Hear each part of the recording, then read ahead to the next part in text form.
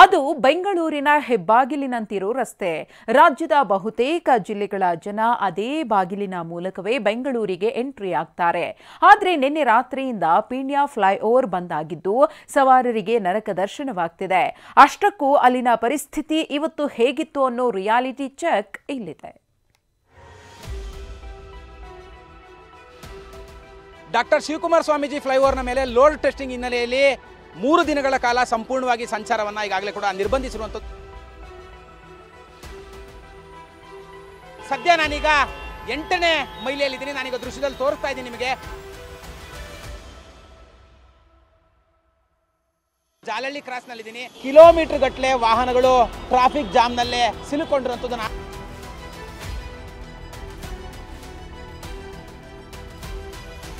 ಬೆಂಗಳೂರಿನ ಹೆಬ್ಬಾಗಿಲು ಉತ್ತರ ಕರ್ನಾಟಕ ಕರಾವಳಿ ಕರ್ನಾಟಕವನ್ನ ಸಂಪರ್ಕಿಸೋ ಹೆದ್ದಾರಿ. 20ಕ್ಕೂ ಹೆಚ್ಚು ಜಿಲ್ಲೆಗಳ ಜನರನ್ನ ಬೆಂಗಳೂರಿಗೆ ಕರೆತರೋ ಮುಖ್ಯ ರಸ್ತೆ ಇದು. ಆದ್ರೆ ಇದೇ ರಸ್ತೆ ಬಂದ್ ಆಗಿದ್ದು ಉಸಿರಾಟವೇ ನಿಂತಂತಾಗಿದೆ.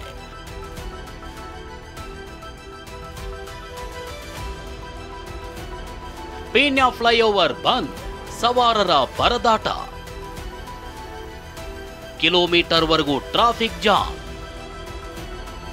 ಬೆಂಗಳೂರಿನಲ್ಲಿರೋ ಪೀಣ್ಯ ಫ್ಲೈಓವರ್ ರಾಜ್ಯದ 20ಕ್ಕೂ ಹೆಚ್ಚು ಜಿಲ್ಲೆಗಳನ್ನು ಸಂಪರ್ಕಿಸುತ್ತಿದೆ. ಆದರೆ ಲೋಡ್ ಟೆಸ್ಟಿಂಗ್ ಕಾರಣಕ್ಕೆ ನಿನ್ನೆ ರಾತ್ರಿ 11 ಗಂಟೆಯಿಂದ ಫ್ಲೈಓವರ್ ಸಂಪೂರ್ಣ ಬಂದ್ ಆಗಿದೆ. ಲಘು ವಾಹನ, ದೊಡ್ಡ ವಾಹನ ಸೇರಿದಂತೆ ಎಲ್ಲ ವಾಹನಗಳ ಪ್ರವೇಶ ನಿಷೇಧಿಸಲಾಗಿದೆ. ನಿನ್ನೆ ರಾತ್ರಿ ಬಂದ್ ಆಗಿದ್ದೇ ತಡ ಇಂದು ಬೆಳಗಾಗ್ತಿದ್ದಂತೆ ಈ ರಸ್ತೆಯಲ್ಲಿ ಎಲ್ಲಿ ನೋಡಿದ್ರೂ ವಾಹನಗಳ ಸಾಲೆ ಕಂಡಿತು. ಕಿಲೋಮೀಟರ್ ವರೆಗೂ ಟ್ರಾಫಿಕ್ ಜಾಮ್ ಆಗಿತ್ತು.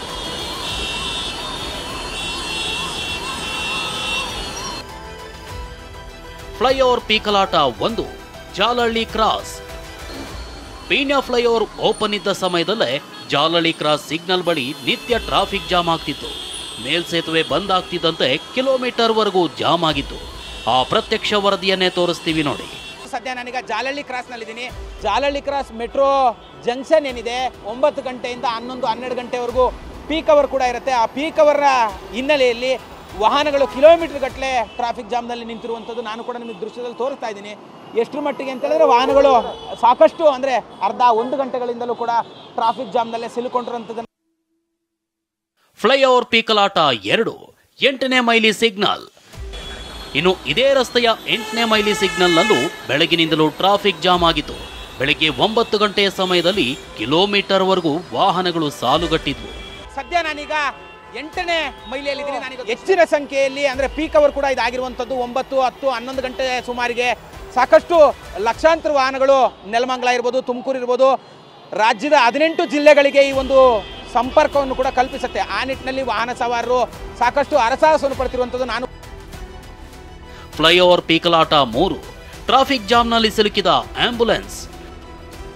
ವಿಷಯ ಏನಂದ್ರೆ ತುರ್ತು ಚಿಕಿತ್ಸೆಗೆ ಅಂತ ರೋಗಿಗಳನ್ನ ಹೊತ್ತು ತಂದಿದ್ದ ಆಂಬ್ಯುಲೆನ್ಸ್ಗಳು ಕೂಡ ಟ್ರಾಫಿಕ್ ಜಾಮ್ ನಡುವೆ ಸಿಲುಕಿದ್ವು.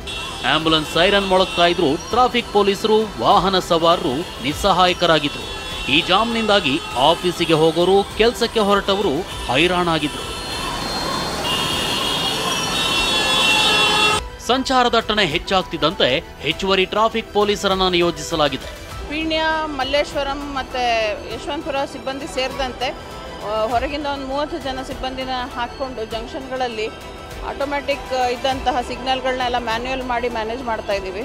ಸೊ ಸ್ಲೋ ಮೂವಿಂಗ್ ಟ್ರಾಫಿಕ್ ಇದ್ದೇ ಇದೆ. 32 ಟನ್ ತೂಕದ ಟ್ರಕ್ಗಳನ್ನು ನಿಲ್ಲಿಸಿ ಟೆಸ್ಟಿಂಗ್.